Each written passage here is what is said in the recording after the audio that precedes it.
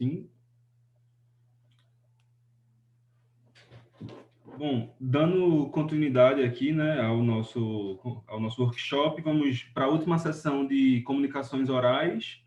Primeiro nós vamos ter a aluna Jéssica Micaeli, que ela é aluna de Engenharia de Materiais na UAXA e faz iniciação científica. Jéssica? Oi, me escutando? E sua tela, por favor. Só um momento.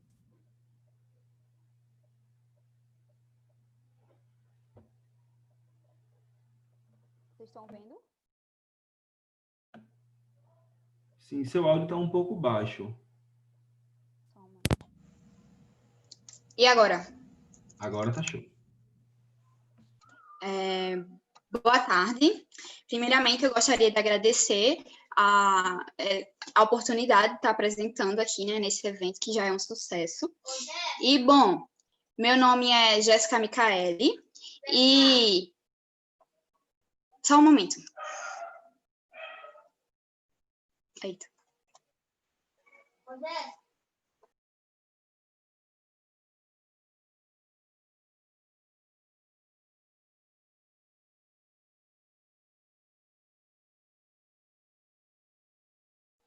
Desculpa. Sim, meu nome é Jéssica e eu sou graduanda do curso de Engenharia de Materiais da UFRPE, da unidade do Cabo de Santo Agostinho, e eu participo de um grupo de pesquisa que é orientado pela orientadora professora Verônica Diniz, e vou apresentar um trabalho que já foi projeto PIBIC, que tem como título Análise Morfológica em ferritas cobalto-cobre sintetizadas por reação de combustão para aplicações em cerâmicas eletrônicas. As autoras principais desse trabalho são Jéssica, eu no caso, e Beatriz de Paula. As coautoras são Caroline, que ela é mestranda do curso de Engenharia Física, e a professora doutora Ana Cristina Costa, e é orientado pela professora Verônica Diniz.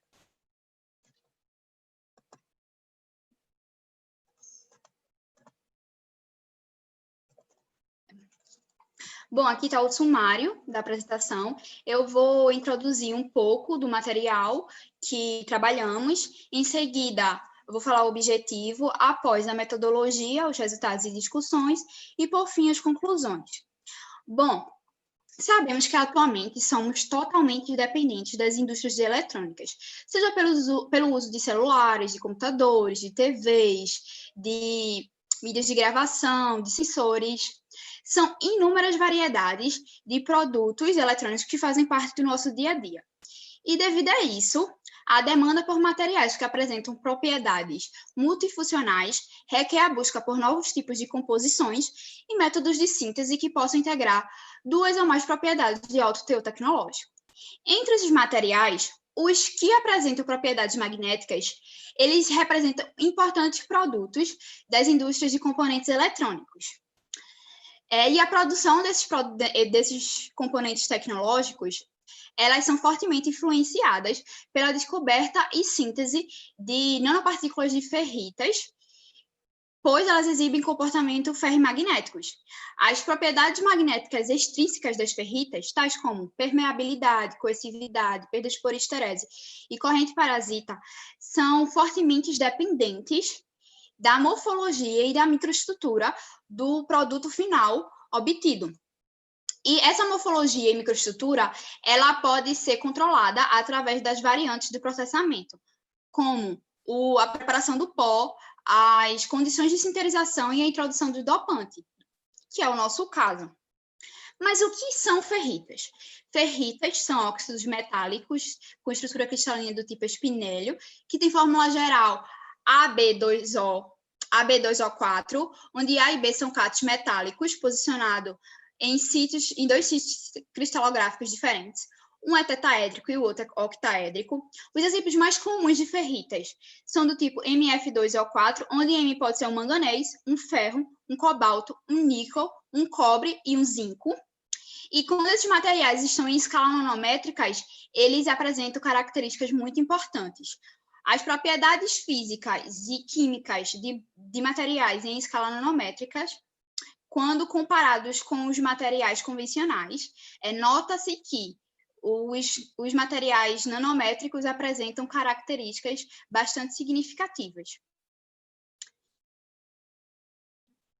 E dessa maneira, esses materiais são cada vez mais importantes em diversos campos de pesquisa e diversas aplicações. Algumas dessas aplicações que esse material nos proporciona é no tratamento de água, em catalisadores, na biomedicina e em aparelhos eletrônicos, que é o nosso caso. Aprofundando mais em vertentes do mundo eletrônico, podemos ver algumas aplicações em sensores e biosensores, armazenamento de energia, blindagem MR e mídia de gravação. Algumas ferritas, elas possuem propriedades que permitem uma vasta aplicação. E uma dessas ferritas é a ferrita cobalto-cobre. A ferrita de cobalto, ela apresenta uma elevada estabilidade térmica e química. Além disso, ela também apresenta uma elevada coercividade e uma forte anisotropia magnetocristalina, tornando uma forte candidata para a utilização em mídias de gravação, em fluidos magnéticos e ímãs permanentes. Para melhorar as propriedades físicas das ferritas, utiliza-se da dopagem. A dopagem já foi estudada, né? Vários estudos comprovam que ela traz resultados satisfatórios, né? Bem significativos. E as ferritas dopadas com cobre, elas apresentam uma rede cristalina distorcida. Por que isso acontece? Ao inserir uma certa quantidade de cobre numa ferrita base, no nosso caso é a ferrita de cobalto, ocorre um leve crescimento em uma das arestas. E, no caso, esse processo aqui, ele é assim, né? Ele é cúbico, e ocorre o crescimento em uma das arestas, facilitando a mudança na estrutura cristalina, que era cúbica, e se torna tetagonal. E esse efeito é conhecido como o efeito de Jahn-Teller. E ele influencia diretamente nas propriedades magnéticas e elétricas. Foi por esse motivo que escolhemos o cobre para ser o nosso dopante, por conta dessa influência. Para obter esses materiais, né, essas ferritas, existem diversos métodos de obtenção. Porém, no presente trabalho, foi escolhido o método por reação de combustão, pois ele resulta em pós nanométricos com elevada pureza e baixo custo. Além disso, é um método rápido, seguro. Em relação aos métodos convencionais, ele utiliza-se de menos energia, possui uma alta reprodutibilidade de pós-cerâmicos e reduz o processamento a poucos minutos. Ele é um processo bem simples, basicamente é a mistura de nitratos e combustíveis, e o combustível, que é submetido a uma placa aquecedora diretamente, em uma temperatura específica, né? E ocorre a combustão, e em seguida o resultado é o nosso pó. O objetivo desse trabalho é avaliar a influência da incorporação do cobre em ferrita cobalto-cobre com 0,5, 0,8 de mol em cobre nas características estruturais e morfológicas em ferritas à base de cobalto para aplicações em cerâmicas eletrônicas. Como já foi falado, né, anteriormente, foi escolhido o método por reação por combustão, ocorrendo da seguinte maneira. Os reagentes utilizados foram nitratos de ferro, de cobalto e cobre, todos com o teor de pureza igual a 98%, e o combustível escolhido foi a ureia. Aí, essa mistura redox de reagentes e combustível é submetido diretamente a uma placa aquecedora de aproximadamente 600 graus Celsius, onde ocorre a reação por combustão e nos fornece, né, esse pó, né, que está em flocos aglomerados, mas que foi desaglomerados na peneira com malha 325. Após essa desaglomeração, eles foram submetidos às caracterizações. O tamanho do cristalito e a cristalidade foi determinado pela técnica de difração de raio-x. O valor da área superficial específica foi determinado pelo método de difração de nitrogênio, o BET, E os aspectos morfológicos, eles foram analisados pela microscopia eletrônica de varredura, o MEV. Aqui vemos duas reações de combustões. Nessa primeira imagem, a síntese da ferrita de cobalto pura, e aqui é a síntese da ferrita de cobalto com 0,5 mol de cobre. Percebemos, né, que são chamas de cores diferentes, mas isso é devido aos metais, né, terem cores específicas, né, Aqui nessa figura 1, vemos os difrotogramas de raio-x das amostras, e aqui na 1C, podemos perceber que houve a formação da fase cúbica do espinélio inverso da ferrita de cobalto, identificada mediante a ficha cristalográfica JCPDF 030864, e à medida que foi aumentando o teor de cobre, notou-se que não apenas houve a formação da fase, como também resultou, né, apareceu traços de óxido de cobre. Além disso, todos os picos apresentaram altas intensidades e elevada largura basal em todas as suas reflexões, demonstrando a cristalinidade da amostra e suas características nanométricas. Em relação à cristalinidade, notou-se que, à medida que aumenta o teor de cobre na amostra, aumentou também a cristalinidade. Comparando a amostra com maior teor de cobre com a amostra que não tem cobre na sua composição, que é a ferrita de cobalto pura, percebeu-se que teve um aumento de cristalinidade significativo, foi calculado e obteve o resultado de um aumento de 10% de cristalinidade. Então, o cobre aumentou a cristalinidade da amostra. A mesma coisa que acontece com o tamanho do cristalito, à medida que aumenta o teor de cobre na amostra, podemos ver que houve o aumento do tamanho do cristalito.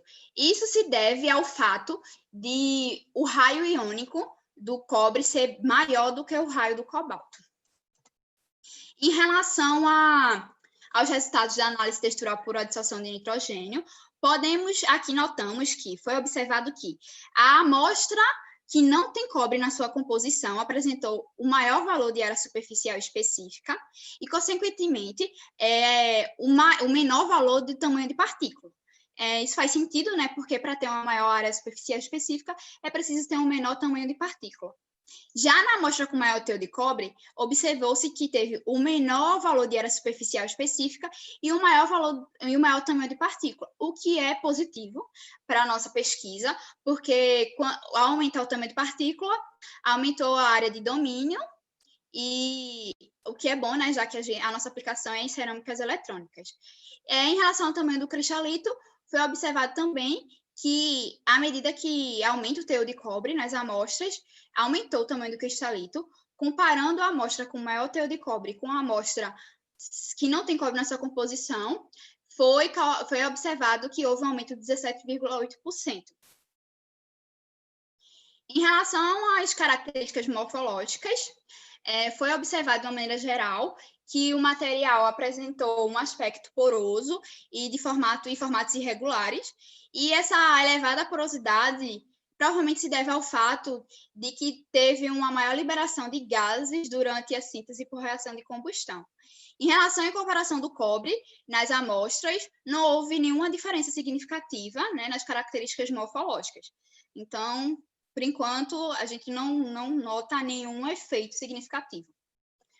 Em conclusões, podemos concluir que a síntese por reação de combustão foi uma técnica favorável para a obtenção da ferrita cobalto-cobre, com 0,05 e 0,8 mol de cobre, com traço de óxido de cobre para a composição em maior teor de cobre. O efeito da incorporação do teor de cobre na composição favoreceu o aumento do tamanho do cristalito e tamanho de partícula, o que é promissor para aplicações eletromagnéticas, uma vez que apresentará uma maior área de domínio. O aumento do teor de cobre na composição não causou diferença significativa nas características morfológicas das amostras em estudo. Agradeço, né, ao UFRPE, em especial à unidade, a minha unidade, ao AXA, e agradeço muito também ao laboratório da Unidade de Engenharia de Materiais da UFCG, que nos ajudou bastante com as caracterizações de material. Meu e-mail, né, o contato, para caso tenha alguma dúvida, e é isso. Obrigada. Show. Muito obrigado, Jéssica, pela sua apresentação, muito boa. E nós temos uma dúvida que chegou aqui de Daciele Félix pelo Zoom, perguntando se existem outras aplicações para... Espera aí que sumiu aqui. Se existem outras aplicações para as ferritas sintetizadas, além da proposta. Sim, existem várias aplicações. Se for dar uma olhadinha, assim, dar uma pesquisadinha, eu não sei de qual, mas são inúmeras. São inúmeras aplicações, fora essas. Elas estão sendo bastante pesquisadas, só que muitas coisas ainda estão em estudo. Certo. Você falou também que com o aumento de cobre, você tem um tamanho de cristalito maior. Para essa aplicação específica, por que o tamanho de cristalito é maior? Você saberia me explicar? Não, na verdade, para a nossa aplicação, o tamanho da partícula que nos ajuda, né? O crescimento do tamanho da partícula, ela vai favorecer na maior área de domínio, como nossa aplicação em cerâmicas eletromagnéticas, né, eletrônicas, ela favorece a nossa aplicação. Beleza. E em relação à morfologia, se vocês tivessem uma morfologia organizada, assim, periódica, ela não seria, ela seria melhor ou para essa aplicação é irrelevante? É porque, assim, esse trabalho que eu estou apresentando, ele faz parte de um trabalho bem maior. E ele foi o início, ele é o início. Depois disso, já foi feito sinterizações, várias outras composições. Então, assim, tá no início, sabe? E, sim, provavelmente ela numa ordem melhor, né, mais organizado e com menos porosidade também vai ter aplicações melhores, né? Entendi. Muito obrigado, viu, Jéssica? Obrigada. Vamos dar continuidade agora com o aluno Robson Vieira. Ele é aluno de mestrado do programa de pós-graduação em Engenharia Física da UAXA. Robson?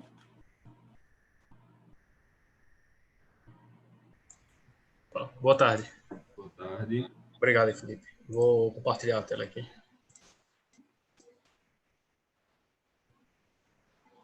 Todo mundo consegue ver a tela? Sim. Sim, perfeito. Muito obrigado. Como o Felipe falou, eu me chamo Robson, sou estudante da mestrado em Engenharia Física pela UFRPE, na UAXA. Eu vou apresentar alguns resultados que a gente vem obtendo na pesquisa no mestrado a respeito de sincronismo de osciladores não lineares. A gente tem obtido alguns resultados interessantes que são novos e eu vou compartilhar com vocês alguns detalhes aqui. Deixa eu ver aqui, ok. Isso, pronto. Para começar, eu vou começar do começo, mas eu vou ser rápido por conta do tempo. Mas os detalhes a respeito do que hoje a gente já tem mais concreto em termos de conhecimento a respeito de sistemas dinâmicos que tem um comportamento não linear, né? Começa com as contribuições e os vislumbres de Henri Poincaré, quando nos estudos que ele desenvolveu com os problemas de três corpos, ele indicou que haveria que pegando diferenças nas condições iniciais, eles poderiam resultar uma grande diferença no fenômeno final, né? E o que também resultaria em ser imprevisível o comportamento dinâmico desses sistemas, né? Mas aí demorou um pouco até que Edward Lorenz conseguiu visualizar esse indicativo de Poincaré com simulações numéricas, né? Que é uma característica fundamental de sistemas caóticos.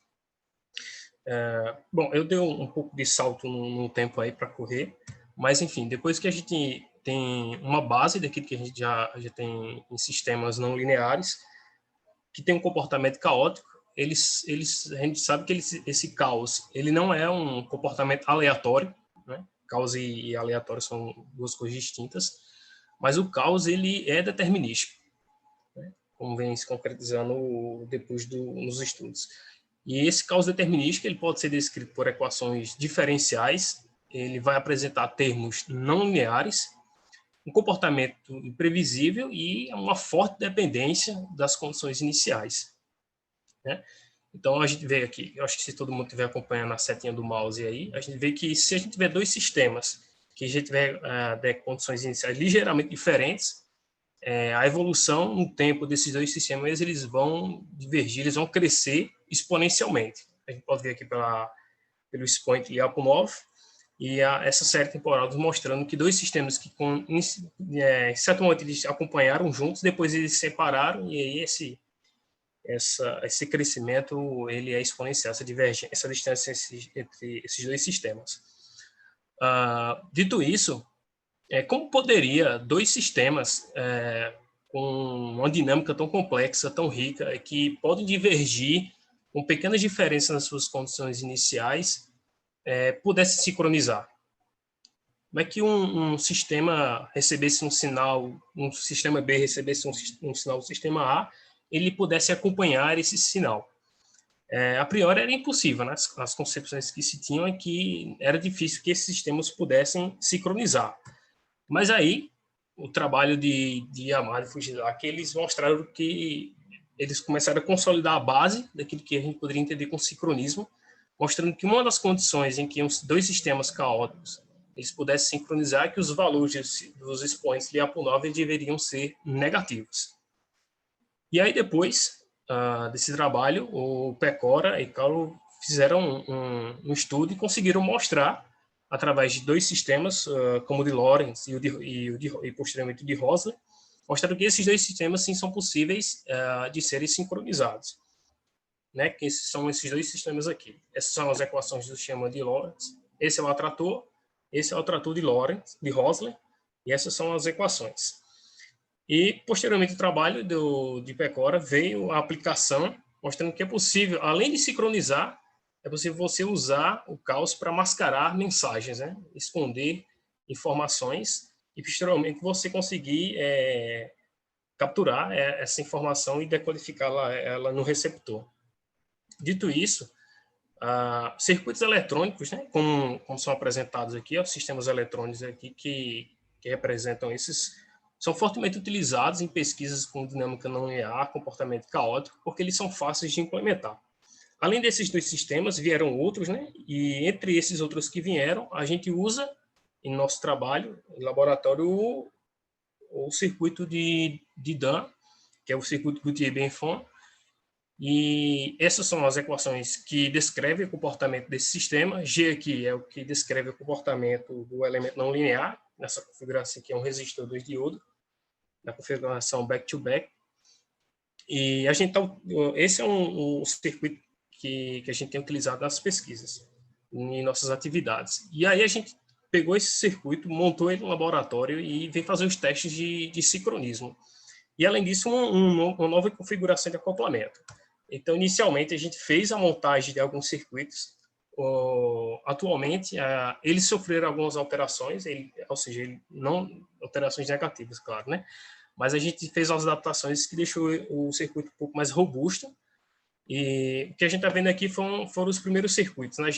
Essa imagem que a gente estava testando, verificando as séries temporais, se ele estava funcionando, se o atrator estava ok, né? E aqui é um videozinho rápido, acho que poucos segundos, só para... Deixa eu voltar aqui.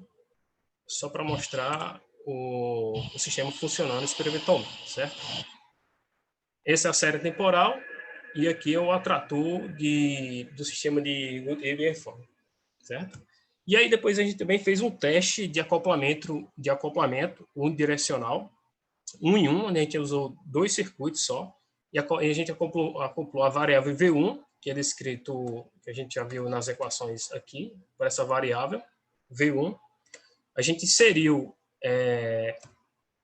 o V1 de um circuito A e um sinal V1 do circuito B, e a gente observou o sincronismo, né? Ou seja, o circuito B, que eu estou definindo como aqui V1', seguiu o sinal de V1, que é o circuito aqui que eu estou definindo como A. Depois a gente também fez o acoplamento de V2 e verificou que o circuito também acoplava, só que com uma diferença, que esse é conhecido como acoplamento intermitente, certo? Ou sincronismo intermitente.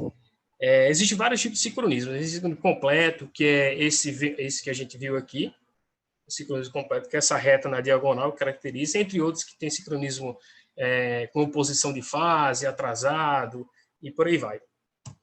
E aí, esse sincronismo intermitente que a gente viu aqui, né, nesse vídeo, foi que resultou num trabalho significativo aí do professor Iá com a equipe dele e outros colaboradores, que foi com a respeito de eventos extremos e a produção de dragões e o controle desse evento, né? E aí a gente propôs uma nova configuração de acoplamento. Em vez de a gente fazer só um em um, a gente está inserindo um segundo sistema, que a gente está mudando agora a linguagem, chamando de solução, onde a gente inserir solução 1 e solução 2. E através de um somador, a gente acopla a variável escolhida, que pode ser V1, V2 e I. Aqui, inicialmente, a gente está fazendo com V1. Então, a gente escolhe a variável V1 do sistema de Gautier-Bienfant e acoplamos nesse sistema que eu estou chamando de response, ou sistema resposta. E a gente analisou. Essas são as equações do sistema resposta. É diferente do sistema soluções, eles têm esses termos adicionais aqui, que são os sinais da solução 1 e da solução 2, certo? E esses são os resultados dos 3 osciladores oscilando livremente, a solução 1, a solução 2, solução 1, solução 2 e o response. A gente percebe aqui o atrator, que caracteriza o comportamento caótico, e aqui a série temporal. E aqui é o acoplamento realizado naquela configuração que eu mostrei anteriormente. Aqui o que a gente está observando aqui em cima. Cadê o mouse? Vocês estão vendo o mouse aí? Setinha do mouse? Para mim ela sumiu aqui. Apareceu. Esse resultado que a gente está vendo aqui é a variável da solução 1 com o response, e aqui a solução B com response, solução 2 com response, e aqui é a soma que foi injetada, né? A soma que foi injetada foi V1 e a gente está vendo a soma de V2 que a gente extraiu das duas soluções. A gente percebeu o seguinte, que o sistema response não seguiu nem A, nem B, mas sim a soma, o que seria uma novidade. Porque essa soma aqui, que foi injetada, é uma soma linear, e essa soma em análise também é linear. Então, se a gente esperava que, quando a gente injetasse duas soluções, uma solução que correspondesse a uma superposição linear de soluções, a gente não esperaria que o response seguisse, mas ele seguiu, né? A gente estava tentando ver se ele seguia um ou outro ou ficaria saltando entre uma solução e outra. Mas, no final das contas, ele acabou seguindo a solução soma. Depois disso, a gente aprimorou essa técnica de acoplamento, verificando esse comportamento entre os sistemas, como a gente citou anteriormente, como o de Lorentz e também o de Hosley. Esse aqui é o de Lorentz, a gente vê que ele também não acopla nem com 1, nem com 2, mas acopla com a soma. Aqui também com o comportamento de Hosley, né? A gente vê aqui pela série temporal que ele não acopla nem com 1, nem com 2, mas com a soma. Depois a gente estava também verificando a generalização desses sistemas, acoplando N soluções, para ver como é que ele se comporta. E, além disso, obrigado, Felipe. O acoplamento simultâneo de duas variáveis nesse sistema response, né? A gente verificou isso também em sistemas de Gautier-Bienfant, como de Lorentz, como de Hosley. Essas são, novamente, as equações, e a diferença é que, em vez de injetar só uma variável, a gente injetou duas, né? Também no sistema de Lorentz, quanto no sistema de Hosley. E esses são os resultados do sistema de Bienfant. Mais uma vez, a gente vê que o sistema response ele não segue as soluções individualmente, mas segue a soma dessas soluções, certo? A gente vê aqui tanto para a variável V1, V2, quanto I. Aqui é um exemplo mostrando que o sistema response ele segue realmente um estado novo. A gente tem esse atrator do sistema A, do sistema B aqui, e quando a gente soma essas duas soluções e injeta, a gente tem um novo estado, e é esse que o sistema está seguindo. E aqui a gente também refizemos isso com acoplamento simultâneo para o sistema de Lorentz, e a gente vê novamente que ele não segue individualmente, mas segue a soma. Também para o sistema de Hosley. Entretanto, Hosley a gente tem um probleminha com Z, que a gente ainda está tentando entender, mas ele converge quando a gente aumenta o número de soluções, certo? E, para finalizar, a gente está generalizando essas soluções para um número maior, de soluções, e esse resultado que a gente tem aqui mostrando que é uma convergência, né, um número maior de soluções entre 2, 4, 6 e 10, e quanto mais aumenta, mais ele converge.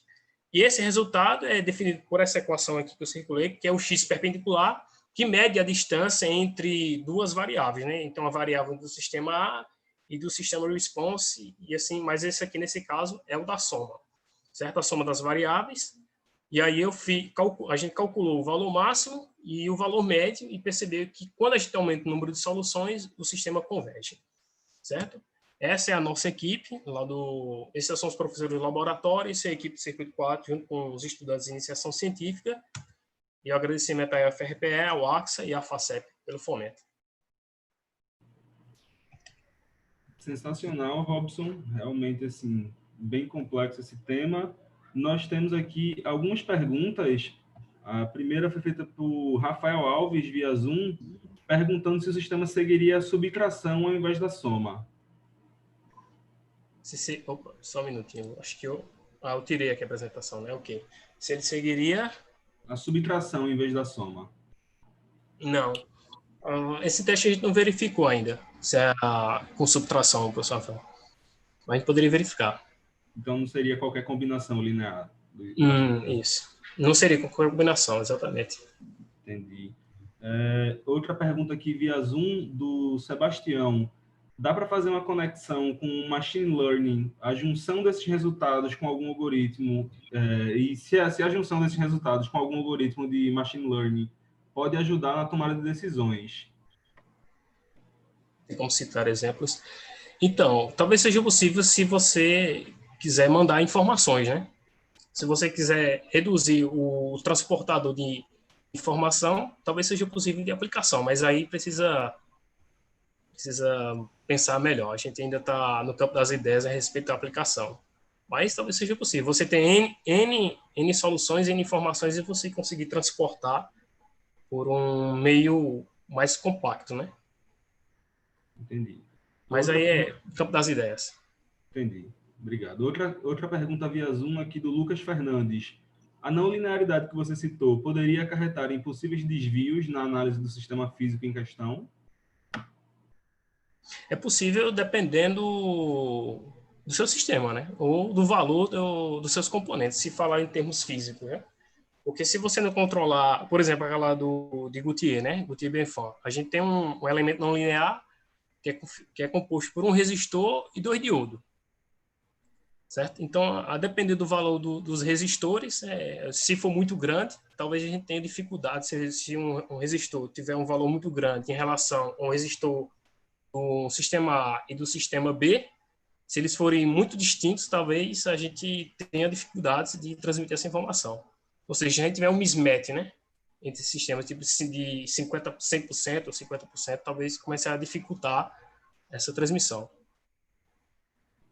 Entendi. Então, ou até mesmo sincronizar, né? Fica mais difícil sincronizar. Ok, Robson, muito obrigado, viu, pela sua participação. Dando continuidade, agora vamos para a última das comunicações orais do nosso workshop com o Samuel Jonatas. Ele é aluno de mestrado em Ciência e Engenharia de Materiais da UFPI. Samuel, pronto. Você está conseguindo ver minha tela, né? Tá sim. O seu áudio está um pouco baixo, Samuel. Fica melhor assim? Está melhor assim? Repete, por favor. Não, tenta falar mais perto do microfone, por favor. Está melhor agora? Ainda está um pouco baixo. E agora, melhorou? Não, mas vamos seguindo, que acho que vai ter que ser assim mesmo. Deixa eu ver aqui, mas não tem nenhuma opção aqui. Tá, eu vou tentar falar um pouco mais alto aqui no tom, viu? Show. Deixa eu ver aqui. Tá aparecendo direitinho a apresentação, né? Tá sim. Só um minuto. Pronto. Boa tarde, eu me chamo Samuel Lopes, sou aluno do programa de pós-graduação em Ciência e Engenharia dos Materiais da Universidade Federal do Piauí. Desde já eu queria agradecer a oportunidade que me foi dada pela organização do evento de hoje estar apresentando um dos trabalhos desenvolvidos pelo nosso grupo de estudo. Bem, esse trabalho ele busca entender o efeito do pH nas propriedades estruturais e magnéticas do óxido de zinco dopado com ferro. Com base nisso, a apresentação está dividida por introdução, método experimental, discussão e resultado experimental, conclusões e agradecimentos. Dando início, né, o óxido de zinco ele é um material amplamente utilizado, quer seja na óptica não linear, na fabricação de sensores, para fins fotocatalíticos, também é muito utilizado na área da saúde, né, e esse material também ele tem um baixo custo, além dele ser um material não tóxico. Mas hoje, a gente vai focar no óxido de zinco, na variação que o pH causa nas suas propriedades estruturais e magnéticas dele puro e na sua forma com a inserção de íons magnéticos dentro dessa matriz, formando íons magnéticos diluídos, formando os semicondutores magnéticos diluídos, né? Mas por que é interessante a gente estudar semicondutores magnéticos diluídos? Esses materiais, eles proporcionam melhorias no ramo da espintrônica, né, que é muito abordado nessa nossa era tecnológica, e a gente consegue ter uma maior velocidade de processamento de dados, além de um armazenamento de dados mais eficientes, né, muito utilizado em memórias de computadores e discos rígidos, enfim. Mas é muito importante a gente perceber que diversos fatores podem influenciar nas características do nosso material, tanto do ponto de vista estrutural, como comportamento magnético, né? E a rota de síntese é um parâmetro que deve ser muito levado em consideração. No nosso estudo, a gente escolheu a rota de síntese Sol-Gel, por conta dela ter um baixo custo, além dela ter um bom controle atômico da mistura. Além disso, a temperatura deve ser bem controlada no material para evitar comportamentos indesejáveis, né? Então, nessa rota de síntese, o controle da temperatura também é de suma importância. Além disso, a inovação do nosso estudo é justamente o pH, é a variação desse pH, porque na literatura muito se fala sobre que a variação do pH ela causa distúrbios na estrutura do material, né? Mas pouco se aborda sobre os efeitos nas propriedades magnéticas do material. Então, essa vem ser a inovação do nosso trabalho, né? Com base nisso, as matérias-primas utilizadas foram o acetato de zinco, nitrato de ferro, o ácido cítrico, o nosso solvente foi a água destilada. O controle de pH ele foi possível através do hidróxido de amônio. A fórmula química utilizada, vocês podem perceber aqui, onde o Z representa a porcentagem de ferro inserida no material. Aqui as amostras foram nomeadas da seguinte forma, onde o primeiro dígito representa a porcentagem de ferro inserida nas amostras, e o segundo dígito representa o valor de pH para cada amostra. Com base nisso, montei aqui um esquema para a gente entender melhor como que se deu a formação dessas amostras, né, sendo que esse método aqui ele foi utilizado tanto para as amostras puras como para as amostras dopadas. No caso, eu vou falar aqui especificamente das amostras puras, né? A gente misturou o acetato de zinco com ácido cítrico e água destilada, tudo medido de forma estequiométrica. Submetemos a uma agitação contínua durante 1 hora, formando o nosso sol, que a gente fez o ajuste do pH em 3, 6 e 9. Depois submetemos a um aquecimento de 90 graus Celsius durante 3 horas, formando o nosso gel, que foi envelhecido por 48 horas, e depois submetido a uma secagem de 140 graus durante 48 horas, formando o nosso aerogel. Esse aerogel recebeu um tratamento térmico de 400 graus durante 1 hora, a fim de eliminar qualquer matéria orgânica que ainda tivesse nas amostras. Após isso, o nosso aerogel foi sintetizado a 600 graus Celsius durante 4 horas, obtendo o nosso pó na fase cristalina. Então, assim, e também é importante falar que a nossa caracterização estrutural utilizou a difração de raio-x e a caracterização magnética, a técnica de magnetometria de amostra vibrante. Após ter obtido nossas amostras, eu apresento para vocês os resultados da difração de raio-x, que, de acordo com a ficha cristalográfica, a gente obteve a estrutura hexagonal ortzita, né? Também ressalto a similaridade para as amostras puras e para as amostras dopadas, variando seu pH, né? Além disso, é importante a gente perceber que não houve segregação de fase nem aparecimento de fase secundária. Daí a importância que o nosso grupo achou de inserir apenas 2% de ferro, justamente para tentar evitar aparecimento de fase secundária ou então segregação de fase. Após isso, eu apresento para vocês as equações que utilizamos para descobrir os parâmetros de rede A e C, né? Também aqui utilizamos o método Wilson-Hall para poder descobrir o tamanho médio do cristalito e a deformação de rede. Calculamos também o comprimento de ligação, que utilizou os parâmetros de rede, A e C, assim como o parâmetro posicional representado pela letra U. Calculamos também a cristalinidade das amostras e a densidade de deslocamento, que busca justamente entender o grau de defeitos existentes na estrutura. Então, após a gente ter todas as amostras, entender como foi feito os cálculos, eu apresento para vocês essa tabela, que consta uma parte dos nossos resultados estruturais, aqui tanto para as amostras puras, variando seu pH, como para as amostras dopadas, variando também o seu pH.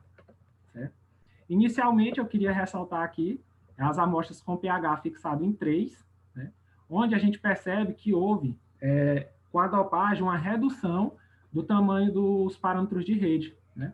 Isso é um resultado esperado, uma vez que o raio iônico do Fe3+, ele é inferior ao do Zn2+. Né? Entretanto, para o pH igual a 6 e pH igual a 9, a gente teve um aumento dos parâmetros de rede. Né? Acreditamos que isso está relacionado pela substituição do zinco pelo ferro ter ocorrido de maneira intersticial e não substitucional.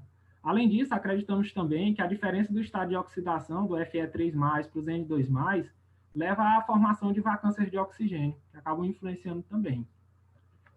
Apresento para vocês aqui a razão C sobre A, onde na literatura valores abaixo de 163 remetem à existência de defeitos nesse material. Então, corroborando para o que falamos anteriormente, né? E mais uma vez, esse valor do pH, a gente percebe a influência dele na estrutura do material, uma vez que a gente tem amostras feitas nas mesmas condições, por exemplo, aqui com 2% de ferro, foram feitas nas mesmas condições, variando apenas o seu pH, e a gente obteve resultados diferentes desses parâmetros de rede, né? Com essa variação do pH, daí a importância dele, né? Aqui tem o ajuste feito através do método Wilson-Hall, onde o tamanho médio do cristalito ele é obtido através do intercepto em Y e a deformação da rede através da inclinação desse ajuste. Então, com base nisso, a gente tem os resultados do tamanho médio do cristalito, certo? E comparando as amostras puras com as amostras dopadas, a gente tem uma redução desse tamanho médio do cristalito. E observando o óxido de zinco puro, variando apenas o seu pH, a gente percebe que com o aumento do pH, a gente tem uma redução do tamanho médio do cristalito. Então, mais uma vez, o pH influenciando na estrutura do material. E também influencia nas amostras dopadas, porque a gente varia o pH e a gente tem uma variação nesse tamanho médio do cristalito.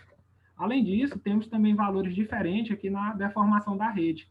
E podemos ver uma relação direta entre a deformação na rede e o tamanho médio do cristalito. Pois tanto para as amostras puras como para as amostras dopadas, quanto maior foi o tamanho médio do cristalito, maior foi a deformação na rede. Aqui nessa segunda tabela, a gente tem o comprimento de ligação, onde percebemos valores diferentes, uma vez que a gente modifica o valor do pH. Então, a gente percebe aqui que, variando o pH, a gente obtém valores diferentes dessa comprimento de ligação. Então, a gente percebe que está tendo modificações na estrutura do material. Além disso, temos a cristalinidade. Né? Todas as amostras apresentaram alta cristalinidade, o que corrobora com o nosso resultado de difração de raio-x, onde tivemos picos estreitos. Né? Além disso, é importante percebermos que para as amostras puras, com a variação do pH, com o aumento do pH, tivemos uma redução da cristalinidade das amostras. E que para as amostras dopadas com ferro também, a gente teve alterações na cristalinidade dela. Além disso, a densidade de deslocamento, que busca justamente entender o grau de defeitos na estrutura, a gente percebe que com a variação do pH, a gente tem variações também nesse parâmetro. Né? Então, aqui para as amostras puras, com o aumento desse pH, a gente tem um aumento também nessa quantidade de defeitos. E é muito importante a gente perceber essas variações nessa estrutura do material, porque isso, veremos mais na frente, que implica diretamente nas propriedades magnéticas do mesmo. Certo? Aqui apresento para vocês a nossa curva de histerese do material, onde temos um momento magnético em função do campo magnético externo. E isso foi possível através da equação de Lagrange, que é representada aqui pela linha vermelha. Já uma temperatura de 300 Kelvin é representada pela linha azul, e a linha preta representa uma temperatura de 5 Kelvin, né? Uma temperatura mais baixa. Isso aqui, essas três figuras, são de amostras puras, Depois eu vou apresentar das amostras dopadas.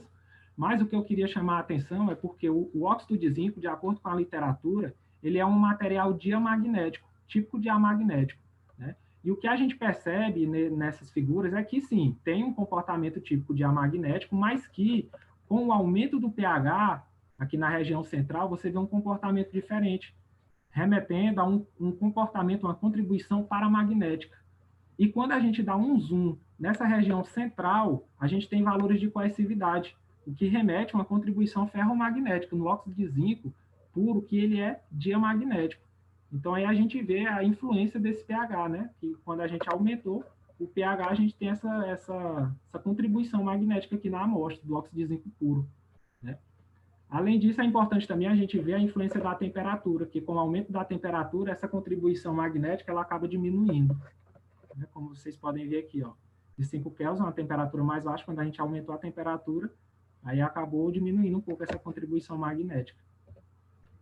Aqui eu apresento os resultados das amostras dopadas com ferro, onde vemos um paramagnetismo típico, de acordo com o formato da curva, tanto para as amostras a 5 Kelvin como a 300 Kelvin, né? E podemos perceber que isso está mais relacionado, essa contribuição paramagnética está mais relacionada com a questão da inserção do ferro na matriz, né? Podemos ver também no zoom das figuras valores de coercividade, então a gente tem uma rápida contribuição ferromagnética, né? Mas aqui também a gente vai ver na tabela que eu irei apresentar posteriormente, de que mesmo parecendo muito igual, mas a gente tem diferença no momento de saturação e na susceptibilidade desse material. Aqui, nessa tabela, temos a magnetização de saturação e a susceptibilidade do material a 5 Kelvin e a 300 Kelvin, tanto para as amostras puras, variando o pH, como para as amostras dopadas. Então, podemos perceber aqui que o momento de saturação aqui das amostras puras, variando seu pH, ele já começa a apresentar valores diferentes, né? Uma vez que você varia o pH. E que, com o aumento da temperatura, essa magnetização de saturação ela tendeu a diminuir, né? Isso fica bem mais claro nas amostras dopadas, onde você percebe que essa redução fica bem mais evidenciada, né? Além disso, percebemos que, com a variação desse pH, a gente obtém valores diferentes para essas amostras dopadas com 2%. Então, daí a importância do valor do pH, como ele está influenciando nas nossas propriedades magnéticas. Aqui, para as amostras puras, temos os valores da susceptibilidade, que foram retornados para a gente através do ajuste da função de Lagrange, e valores negativos, que corroboram pelo que eu afirmei anteriormente, de uma contribuição diamagnética, né? Já para as amostras dopadas com ferro, obtivemos susceptibilidade positiva, o que está relacionado com a contribuição paramagnética, citada anteriormente. Dessa forma, eu trago essas conclusões, onde é possível entendermos que o pH ele causa influência, uma desordem atômica nas partículas de óxido de zinco, obtidas pelo método Sol-Gel, que isso influencia no tamanho do cristalito, nos parâmetros de rede, na densidade de deslocamento, na cristalinidade, né? Então, daí a gente entende também que esse valor do pH ele acaba influenciando nas propriedades magnéticas, né? Até porque se você varia o pH, você causa defeitos na estrutura. E defeitos na estrutura, eles causam modificações nas propriedades magnéticas. Agradeço às agências de fomento à pesquisa do Brasil, assim como para o programa de pós-graduação em Ciência e Engenharia dos Materiais da UFP, e o programa de pós-graduação em Engenharia Física da UFRPE, por ter me dado essa oportunidade de hoje estar compartilhando esse trabalho. Muito obrigado a todos também pela atenção. Obrigado, Samuel, pela sua apresentação. Muito boa, muito boa. E nós temos aqui algumas perguntas. A primeira é do Jesus Ernesto Ramos. Como vocês determinaram que a dopagem foi intersticial? Bom, na verdade, quando a gente remete um pouco para a literatura, a gente percebe que diversos autores que trabalham nessa parte de análise tanto magnética como estrutural, eles comentam sobre esse fenômeno, de quando a gente tem esse comportamento do raio iônico, ter os parâmetros de rede ter aumentado, geralmente é por conta dessa substituição do zinco pelo ferro ter ocorrido de uma maneira intersticial e não substitucional.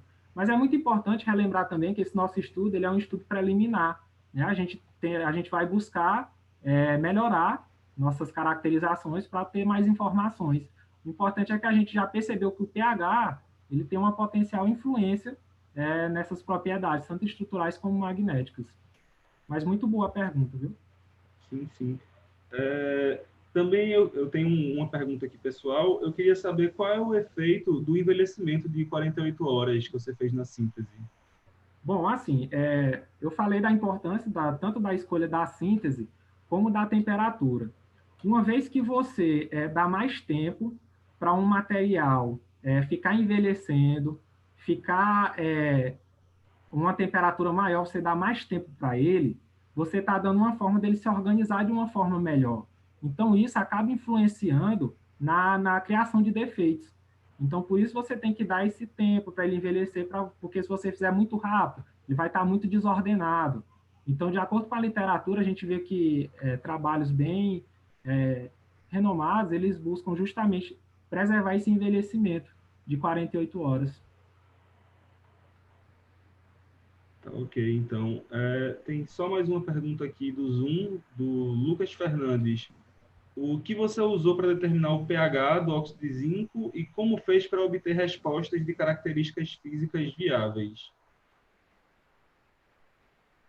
Bom, deixa eu ver se eu entendi. Né? A gente utilizou o hidróxido de amônio, né? E a questão da temperatura ela foi controlada através de um termômetro, mas o óxido de zinco a gente utilizou justamente o hidróxido de amônio para fazer esse controle de pH.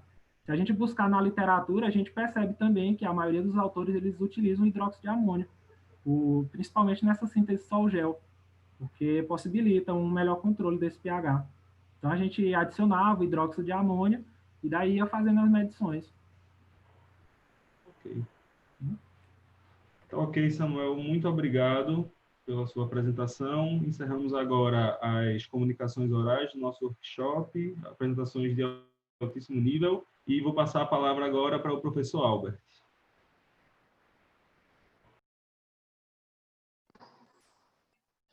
Ok, boa tarde, pessoal. Professor Vanderlei, está me ouvindo?